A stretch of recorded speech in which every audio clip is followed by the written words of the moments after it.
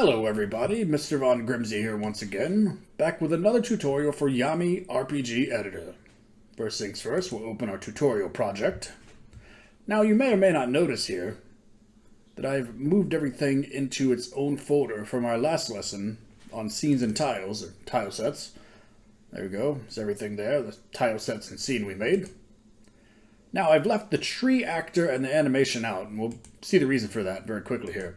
So, I should drag our tree, just one for now, in. And do recall, I had a caveat that I had recorded after I did the other video, or after I had finished it, and I added an alternative method of adding collision to the trees here. Keep in mind there is no painted on tiles of this sort, impassable. So, once more as a reminder, we have our tree here. We can hit it. And remember, we have the problem of not being able to damage it. So we can alleviate that now. So let's see. We'll go to tree. And remember, I said that the hint I gave users last time was to look at attributes. It should be quite obvious what attribute we're going to add here. So, we're probably looking for hit points. But we need to add hit points and max hit points.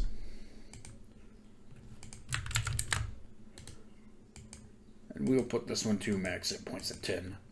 Now what's going to happen when we hit this thing enough, it will effectively quote-unquote die. Should anyway. Oh. Perhaps not. So, the next thing we need to do here is to set, I believe we need to set defense. Let's leave it at 0, just to try this out. Ah, there we go. That was the problem. Notice, one hit, and it's gone. That may not be an optimal way of displaying this. So, something we can do here. Well, first, let's have a look. Actually, we'll go to our animation file. We'll insert another motion. Perhaps death. Set it to loop. On directional mirror, won't really matter, but insert a sprite. Create a sprite here. Set the sprite image as before. Now let's see, is there a stump here? Oh, yes, there is. Perfect. Does it line up? Yes, it does. Now, what we're going to do here, we can close this. We should, well, let's see. I don't believe it's configured correctly yet, but we will try. Ah, excellent. So, there we go. But, however, one thing that does happen, now it becomes something we just walk over, which may not be a problem. Perhaps we have a line of these trees in the way, for example. If we just put these trees here,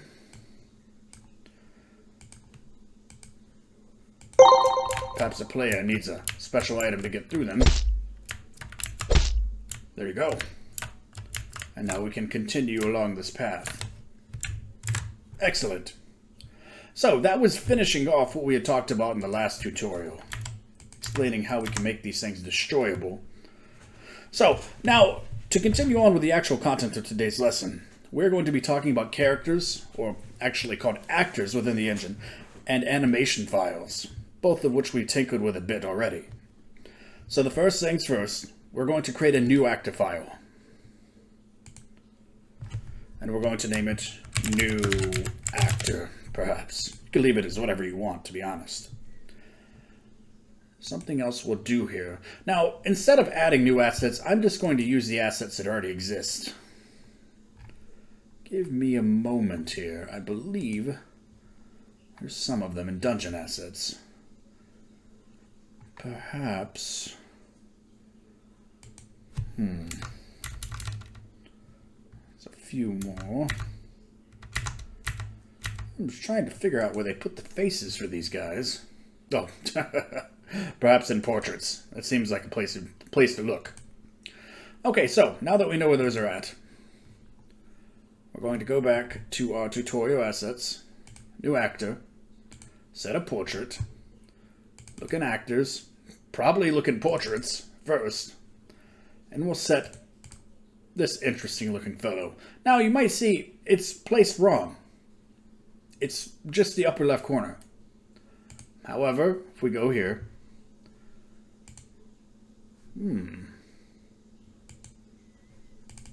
strange.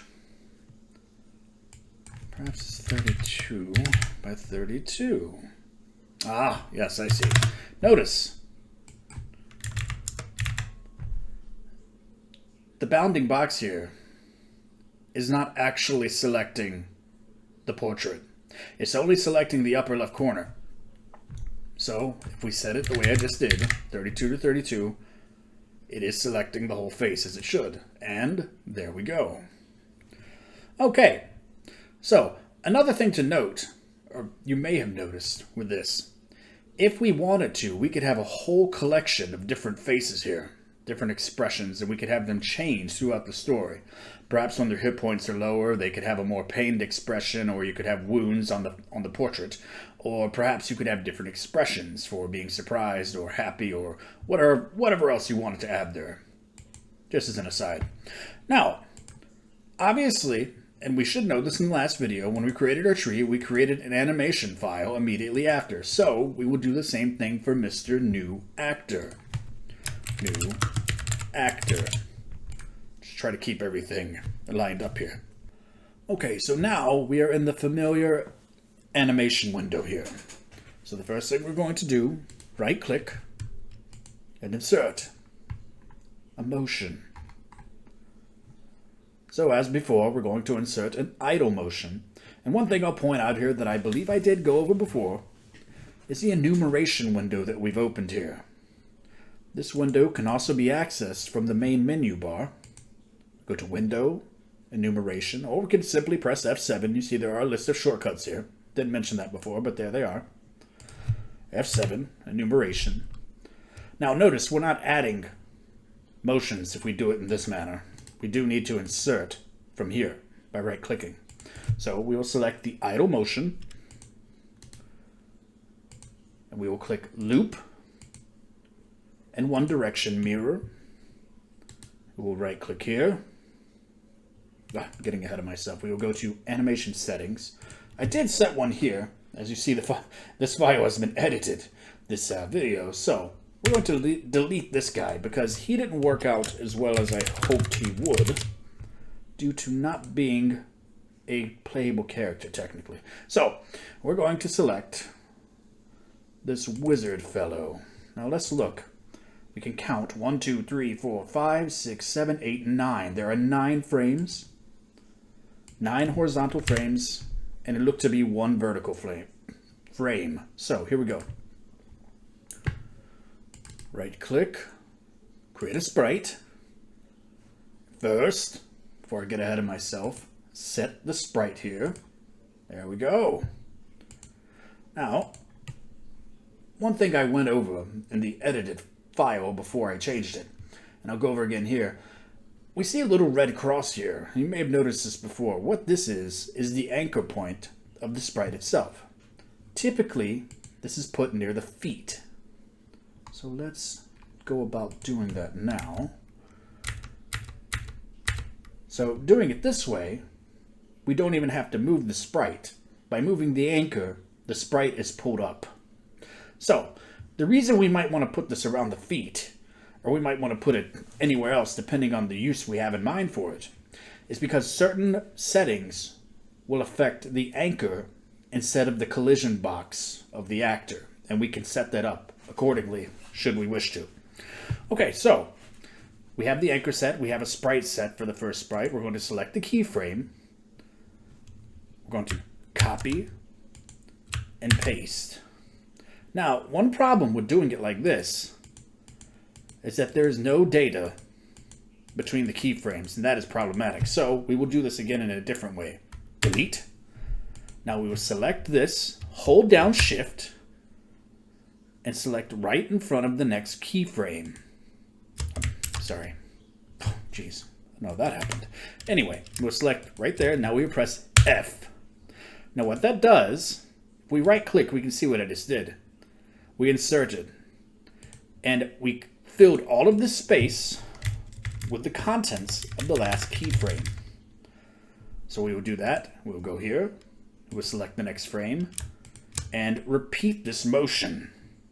The way these files are set up, frames 1 through 4, so here, 1, 2, 3, 4, are set as the idle animation. The following frames, 5, 6, 7, and 8, are set for walking. And there should be one more. Let's see, 5, 6, 7, 8. Yes, these ones are for walking. And the final 2, I believe, or maybe just the last one, are for jumping. Okay, so we have that set for the second frame. Again, F. Well, the way that didn't work. Anyway, F.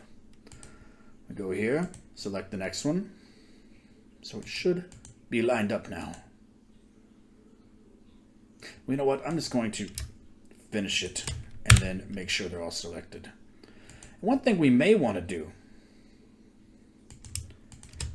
well, we'll try it without first. We usually, one practice I like to do, just to make sure the timing is spaced out accordingly, I make sure that all of the intervals are the same, even in this last frame where technically we may not need it.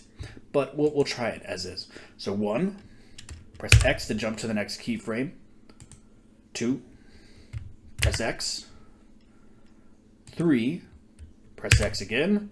And 4. Now, we see here our timeline. There are some shortcuts to previous keyframe, which I'm pressing X here to jump to the next. We could press Z to go in the opposite direction. X to go forward. Now if we just want to jump between the frames, the small jumps here, we'll do Q to go back, and as you may imagine, E to go forward. And our play button is R. Not bad. However, as I said, I usually would want to extend this. So we're going to do the same thing. Hold down Shift, click, and press F. However, we don't need this final keyframe, so we will delete it. That should look better now. Let's see.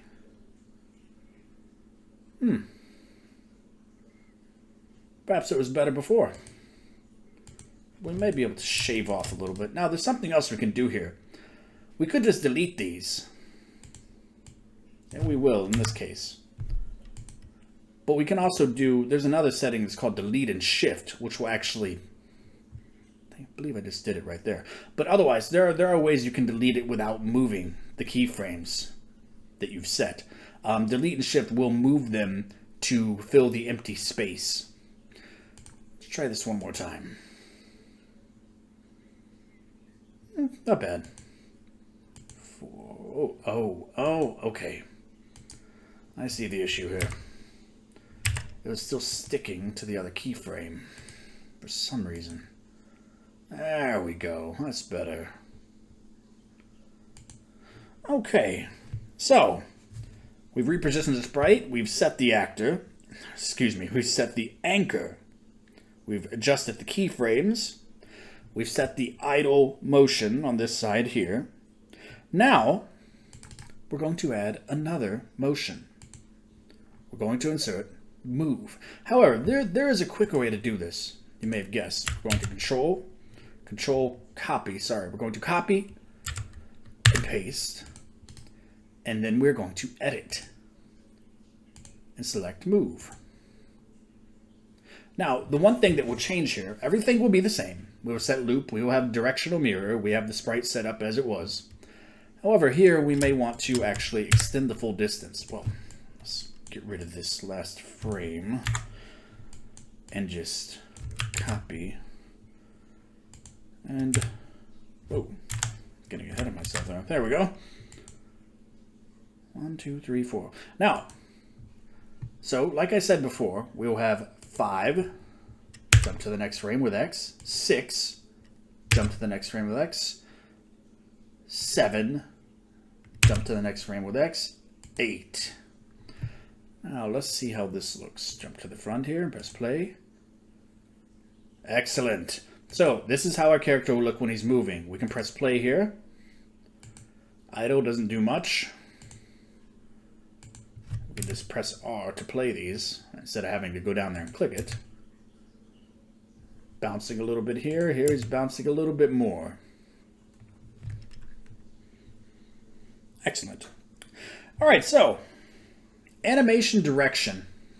As we briefly went over before, and I'll go over it in a little more detail here. This should be clear to see what most of these do. But, you know what, before I mess up my idle and my movement, I'll just create a new idle. So, there's nothing here, nothing set up. I'll show you what these do, because I don't want to flub these and have to reset them. Mode. One direction is simply one direction. Nothing changes, everything is as it was. Now here, you will notice a change right away. Two direction. Just like that. Now what this means, you may have guessed, is that we will have to set animations for each direction. We will need a direction, animation for going in the left direction, and an animation for going in the right direction. This does add a bit of complexity. However, there are some fixes for this. There is 3-directional mirror, 5-directional mirror, 1-directional mirror. That is what these are for, essentially.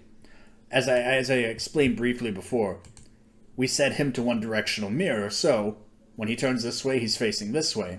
That is the way the sprite is set up itself within the file.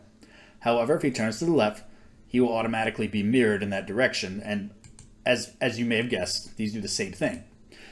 So, doing it this way, however, will give us more control over what is displayed. Perhaps we have a character with an eye patch over one eye or something of that sort, and we want it displayed on a certain side. So we would have to draw the sprites differently, obviously, in such a case. But it would allow us more flexibility depending on how it's displayed, or to determine how it's displayed, I should say. So one direction, 2-direction, 4-direction, and 8-direction. This is if we have diagonal movements, as you see here. The 4 cardinal directions and the additional directions here. One other thing I'll go over, loop. Well, actually, we can go over these in turn. Skip last. This is something that some animation sequences may employ. So, taking our friend here, for example. I'll go into the keyframe here. He has 1, 2, 3, 4 for movement. What this would do if we had 1, 2, 3, 4, when it loops, it won't go to the last frame if we have skip last enabled. Clear enough to understand. Loop will just loop the animation endlessly. And typically we want to do this for animations that aren't really doing anything. For example, idle. If the character's idling, we want him to continue using his idle animation. If he's moving, we want that to continually happen as he's moving. However, there's some cases that we may not want this to happen. For example, if we had an attack animation or attack motion animation here, we only want that to fire off once. We don't want him to keep attacking. Perhaps we have a different animation attacking, though, that is called auto fire or auto attack or something of that sort, in which case we may want it to loop. And the last thing here we have is loop start. What this number means is which frame the loop will start on.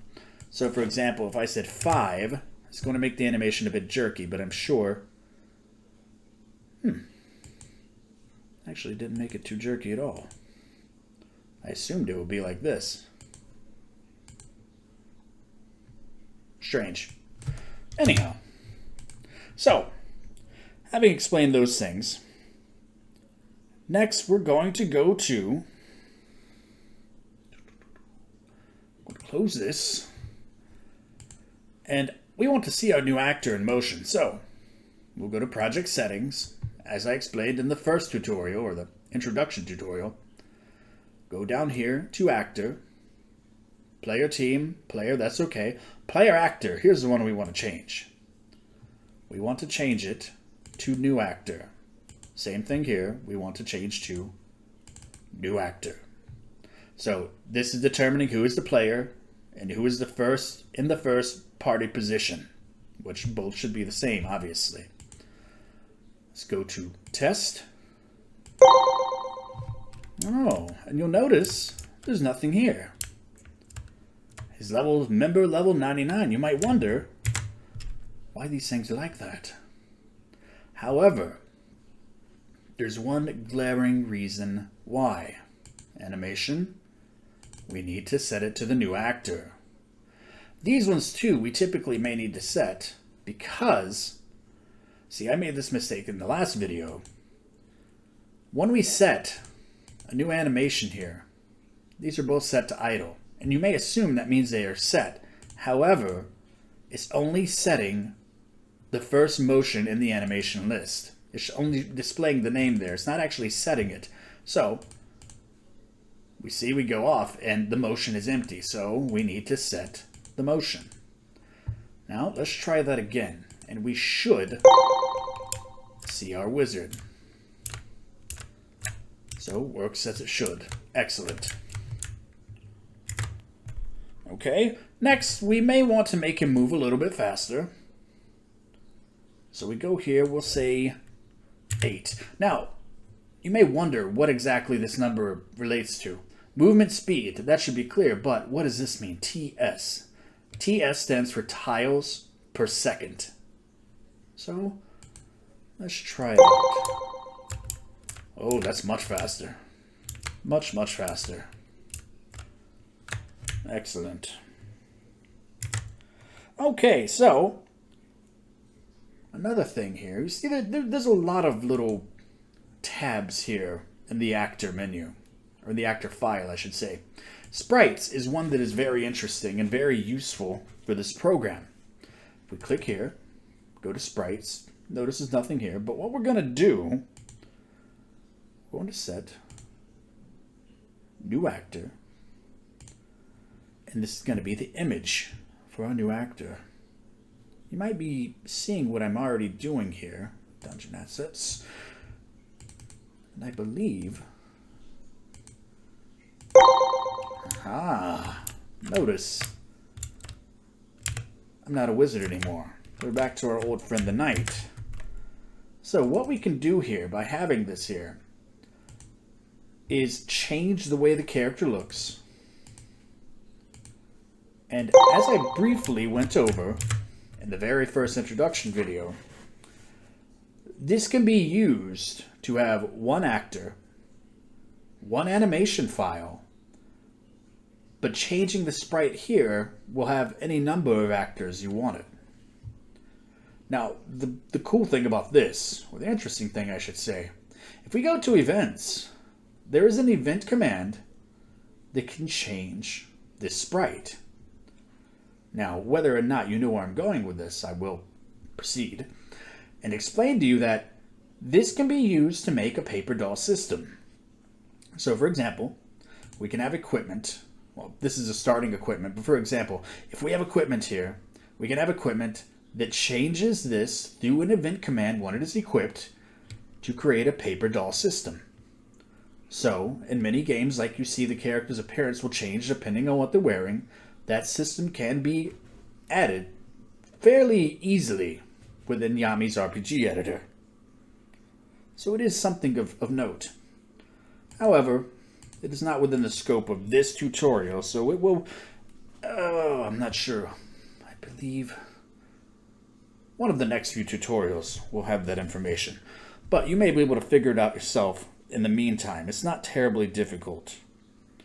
Okay, so the next thing we're going to do here, we're going to create a new animation file. This one is going to be named Weapon.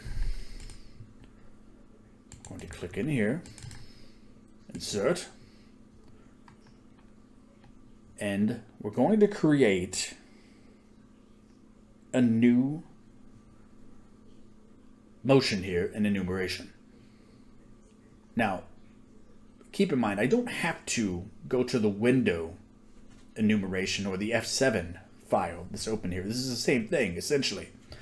The main difference, as I touched on earlier, is opening it here with the insert right-click allows me to view the menu and to make changes to it that will, after I hit confirm and apply, or actually confirm, will be set here within the motion menu. So we're going to right-click, create a new string and say idle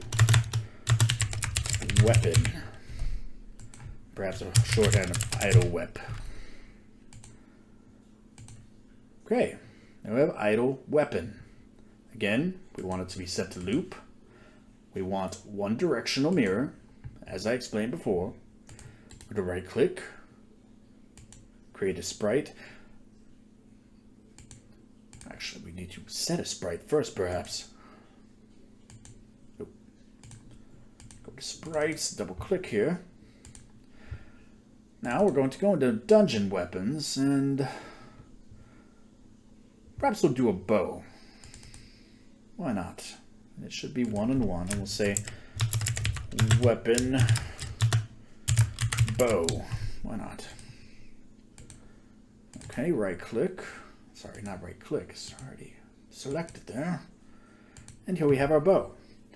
Now, if we look at this next to our character, it's rather big. So I would say we will cut down the size perhaps directly in half. We may need to... Actually, we'll leave the position as is for now. The scale was a little off, but actually, move this up. Ooh, a bit much there. That should be good, I believe. So what I'm trying to account for is our actor will be here in the middle. He's right on top of this line, standing on top of this line. So we want the bow to appear as if it's in their hand, or at least it's not at their feet as it would have been. Okay, so after that, we've rescaled the weapon. We need to offset the position, set mirror and loop. Sorry, I am reading from a script of sorts. What I'm trying to do, as I mentioned in the last videos, I'm trying to go over the same topics that Yami went over in his videos because there is quite a bit of useful information there. Okay, so the next thing here. Open the new actor file. Close this. Open the actor file. And we're going into another of these tabs you may have seen. We're going into the event tab. Now, what is very useful about this, there are many different options here. As I may have touched on in the previous video.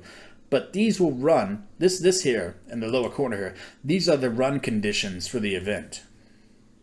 So what we're going to do is set a new event for create. This event will run, auto run, however you want to say it. This event will run as soon as the actor is created within the scene.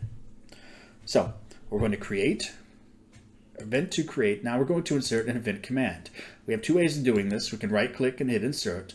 This is useful to do if you already have a whole line of different things here. Or we can just double click. Now we're looking for a certain event command. We're going to say add. And notice, this one here is the only one that has add, so we're going to click that. Add animation component. So what we're going to do, actor is the trigger actor. Animation, we're going to select, as you may have guessed, our new weapon file. The motion will be set to idle. We will set it to be rotatable, yes, and sync angle, yes. So confirm. Okay, the next thing we will do... okay, so that is set for now. Click a new event here. We're going to auto run. And we are setting it to...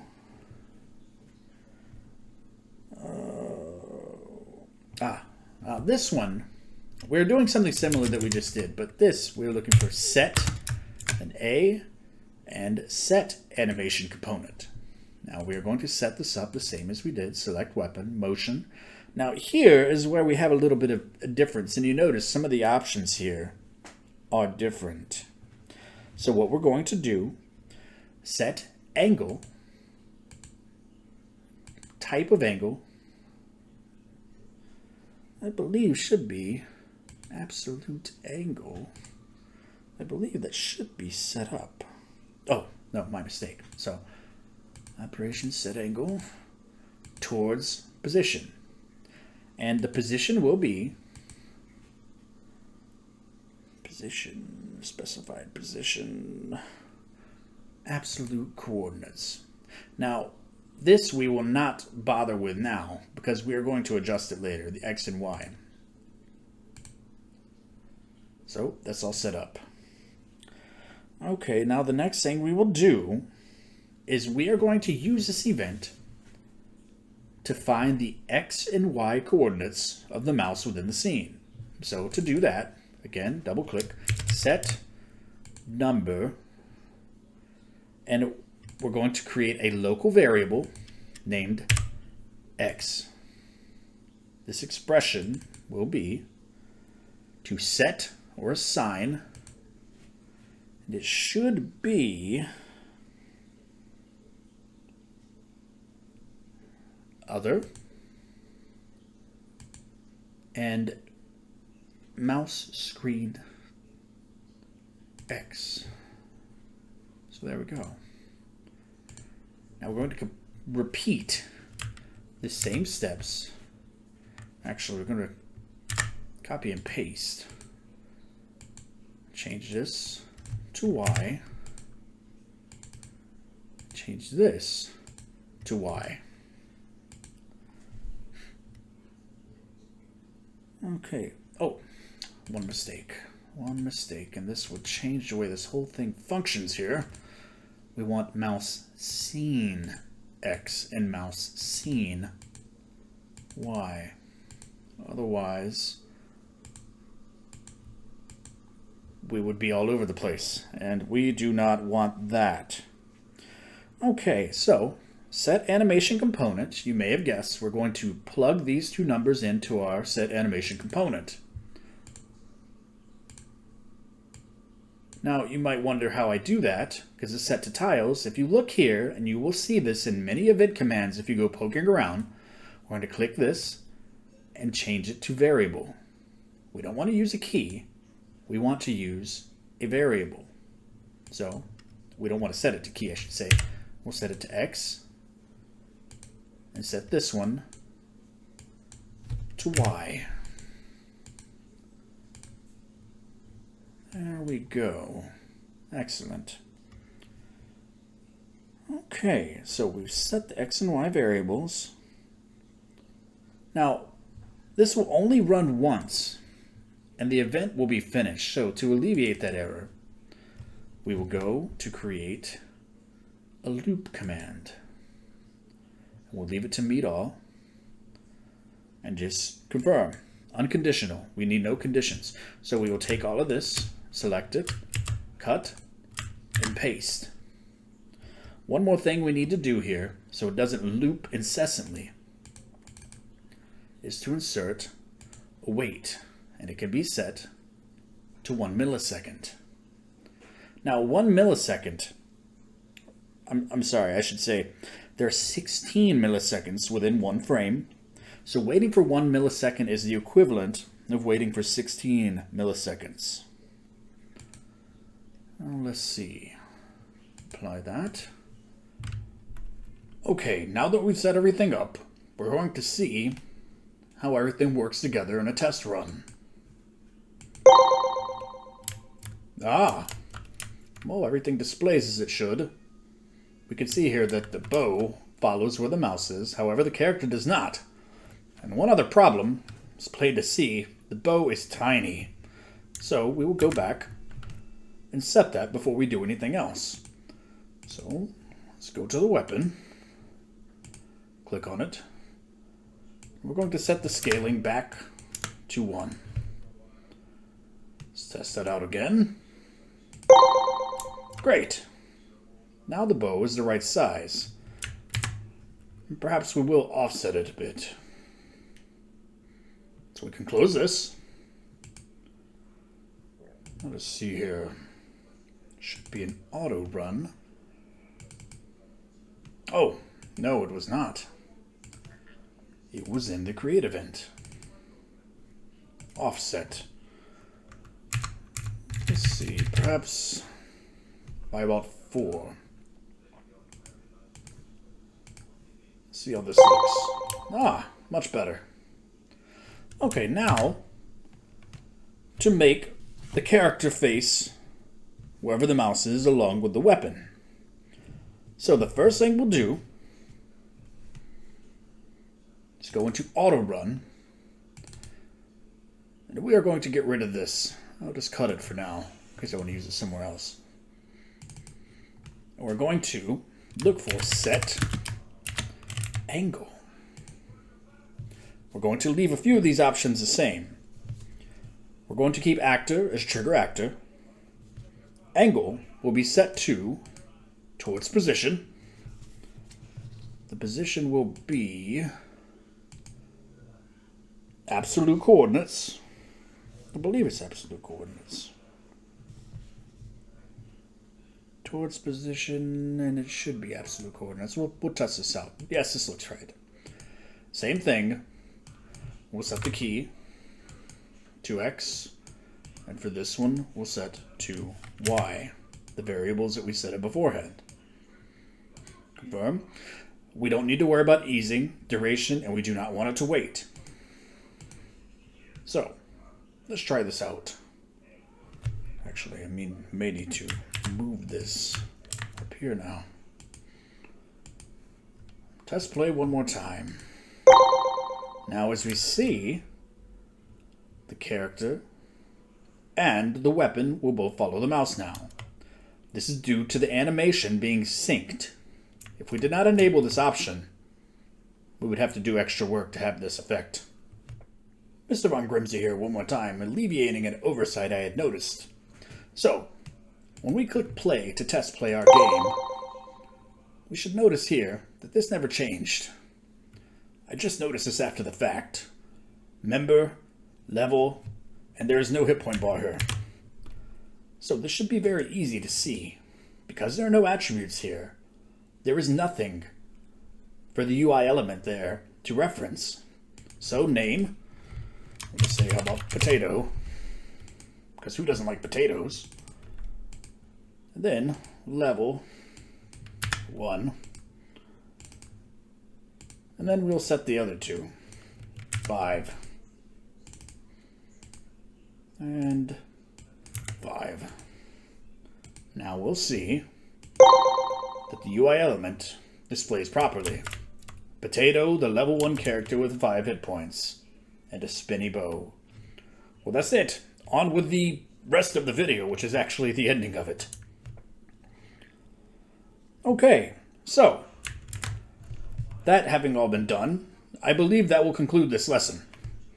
Next time, I believe we will be going into skills, if I remember correctly. I could be mistaken. So the same thing applies as last time. If you like this video, make sure to click like. If you want to see more content like this, which I do plan on making at least 6 more videos for this engine. I plan on making a game at some point with it. As another form of tutorial as well. So if you like, subscribe, then you can keep track of that. And that'll be it for this time. Again, this is Mr. Von Grimmsy signing off. I'll see you guys next time.